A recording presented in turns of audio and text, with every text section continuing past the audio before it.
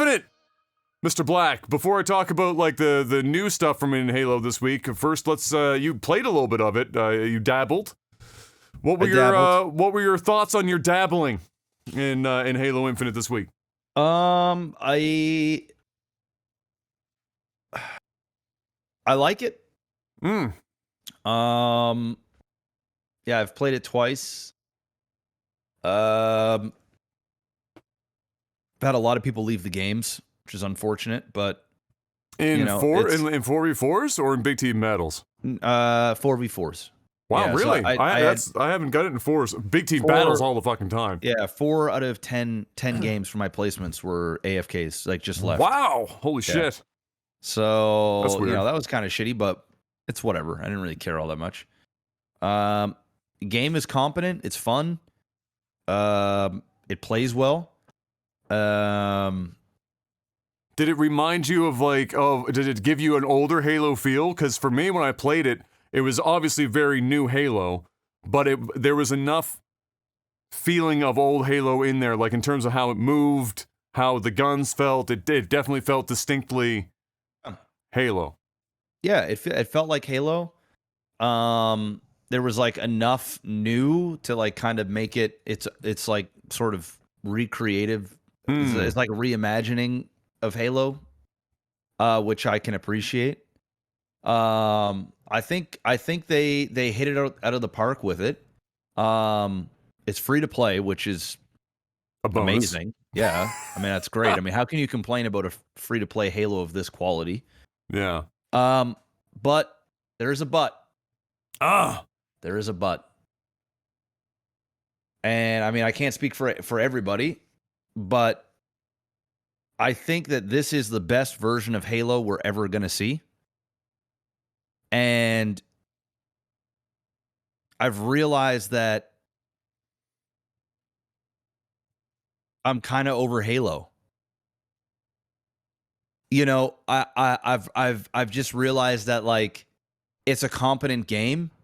If I'm going to play a shooter, it's probably going to be that right now.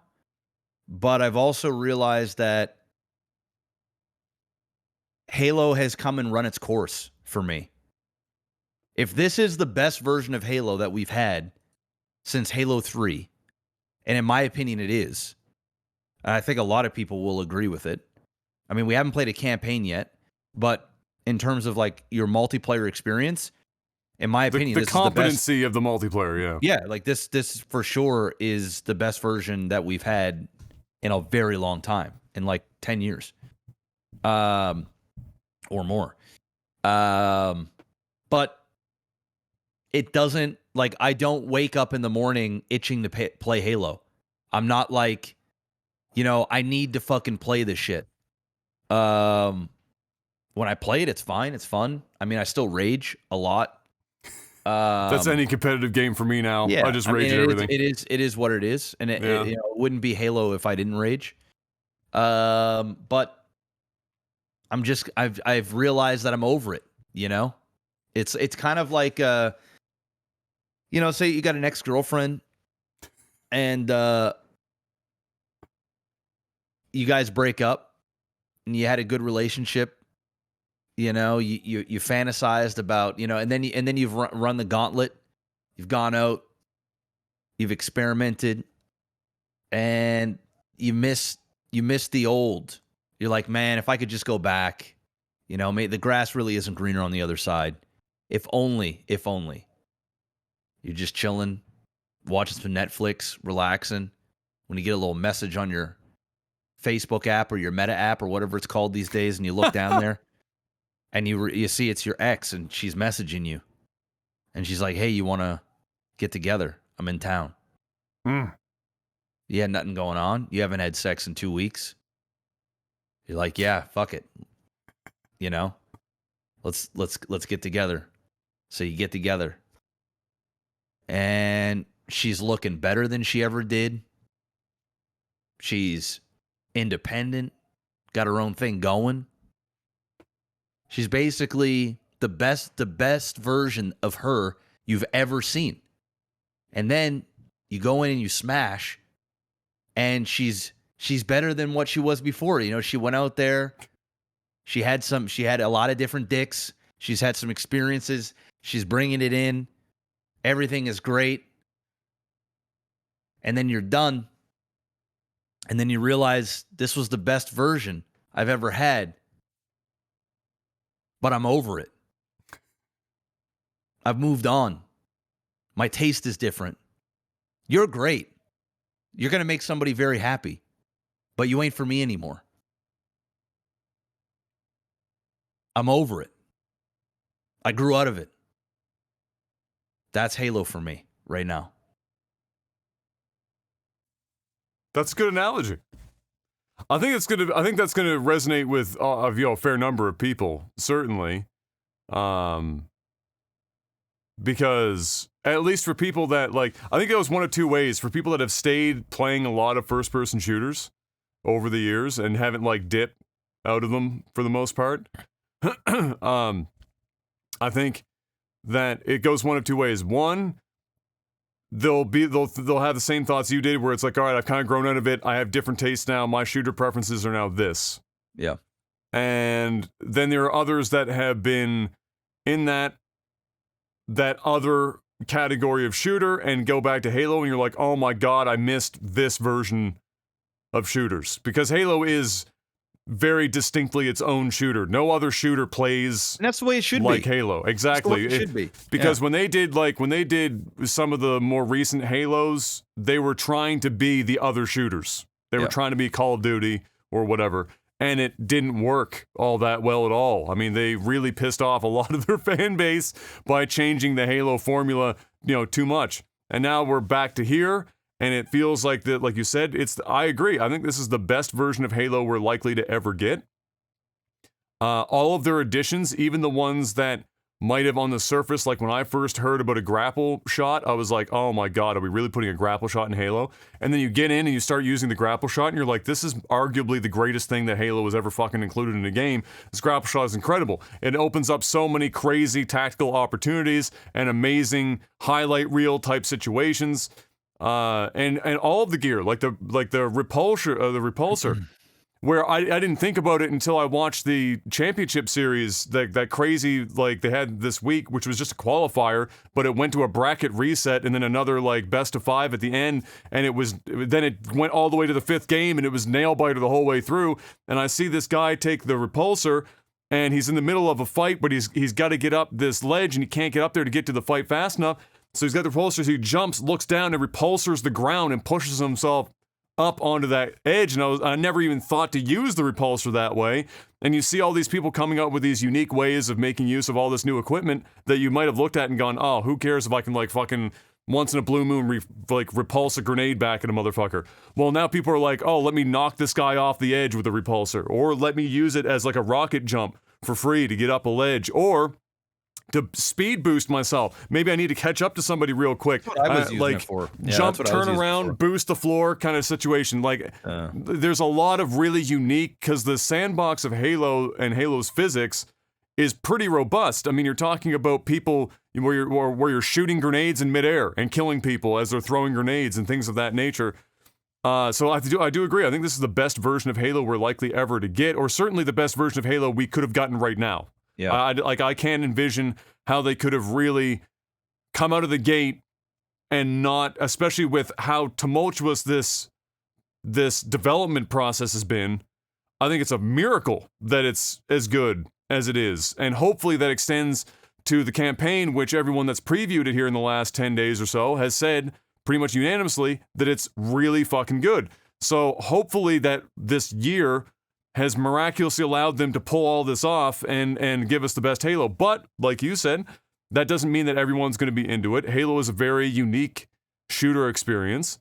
It might convert some people. It might turn some people off because their tastes have changed, or they're just not into that style of shooter at all. Yep. So many people are conditioned for fast, breakneck speed shooters now. We're not quite Quake in Call of Duty, but Call of Duty is pushing as far up to fucking Quake as they can get in terms of speed, because people want this instant everything. Spawns are instantaneous. You run out, meat grinder. You spawn, you're dying. You spawn, you're dying. You spawn, you're dying. You spawn, you kill 2 people, you die. You spawn, you die. Spawn, you die. Spawn, you die. Over and over again. And Halo is like you get into you get out there, and the time to kill can be so long, even if you have perfect aim, that team shooting becomes a mechanic that you have to learn. You can't just be a lone wolf and expect to take on 4 people. You can pull it off if you're a god, but you can't just magically do it like you could in a Call of Duty or some shit where you just like sweatily run around in a circle until you fucking shot everyone. You got to put in a lot of work, and team shooting becomes the thing, and the dance that you fucking end up doing, and not just the strafe, but like getting amazing at grenades. If you suck at grenades like I do in Halo, you're gonna have a bad time a lot of the time. You gotta learn to plant that grenade at a motherfucker's feet first shot, or you're often dead. And so yeah, it's gonna turn some people off. So I appreciate that it wouldn't be for you. I'm glad to hear that it's not that you're craving to play it, but when you play it, you still have a pretty good time. Fun. I still have fun. This is not like a bad review on Halo. I actually think it's quite positive. I just played the best version of Halo that I've ever seen in a very long time, and it's good, but it's not exciting me like it used to, or anything like, I will say I had my first like kind of like an almost flashback situation last night when I was playing, because we just opened the lobby up and we just had like 10 of us playing Big Team Battle all in the Discord, and it felt like some old Xbox Live type shit. That'd be fun. And I wasn't even at one point with the conversations we were having were overtaking my ability to play, and I just didn't fucking care. I was in Halo. I was trying to play, like, do some stupid crazy shit. I didn't care if I won or lost. We were just chilling, playing Halo, and 10 people, talking and laughing and having a good time in chat, and that was an experience I haven't had in a game in a really long time, because there's not many games that you can get 10 people together. Yeah, and go in and play anymore, and so that was an eye opener for me as well. Yes, the Battle Pass thing is absolute dog shit. Everyone knows it. They know it. We know it. Everyone's writing about it in the public, like publishing this. Everyone knows it's bad. They can work on that. The important thing is the gameplay is. Yeah, the gameplay is good. Locked in right now. Yeah, it's good. And that's good. Yeah. They had their first event that went up here, and I do have a couple of like things and other people again not also particularly happy with it. The items are fine. The unlocks are good if you're into the armor, if you think it looks good. The problem is that the challenge or the challenges that you need to progress through the separate battle pass for the event are also loaded into the same bracket of weekly challenges that occupy the normal battle pass. And so you can have a situation where you have none of the event challenges in your queue, and you have to go in and clear the other challenges to unlock and repopulate it randomly with an event challenge to then get it. You also have a cap on challenges where for each session that they're running this event over the course of however many fucking weeks, there's 6 different times they're going to run this event before it runs out. You can only get 7 challenges completed before you get capped, and then you don't get any more. So you can't complete the battle pass on your own time either. You have to keep coming back after you get 7. So you're at best, if there's 30, I think, levels to it. So you're going to do 5 separate runs out of the 6 to come back just to get it completed if you're interested in doing it. So that's, I'll be honest, it's fucking shit. It's terrible. It's a horrible way to run it. And it has perpetuated people not playing the objective in games because they get the challenges and they're trying to clear them to get to the weekly challenge now because they can't always just do those challenges specifically. And you get people like posting endless screenshots of the in-game chat where people are like, play the point. And they're like, no, sorry, I got this challenge to fucking do. And you're just doomed. So they definitely do need to have a lot of internal discussion on how to clean that up because it is affecting the core multiplayer experience for some people. We also started seeing the first round of hackers come in. That's not a surprise. It's a free-to-play game. That was inevitable. What I would like to see is them talk about how they're going to manage hacking because I don't know if we've seen enough from them as to how they're going to manage that because as a free-to-play game, you have to expect it's going to happen. And in a game where each battle is quite a dragged out process because it's not just about who sees who first, hacking is no fun in Halo. You have a chance of killing somebody in Call of Duty that's hacking because it only takes like, 3 seconds or not even 3 seconds, like 0.7 seconds to kill somebody. But in Halo, take a while. So if somebody's just doming you in Halo over and over again, you're just gonna have a real bad time.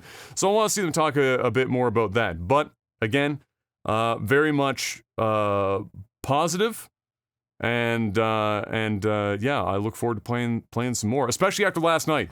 Now I feel like if I go on, I don't want to play ranked or something.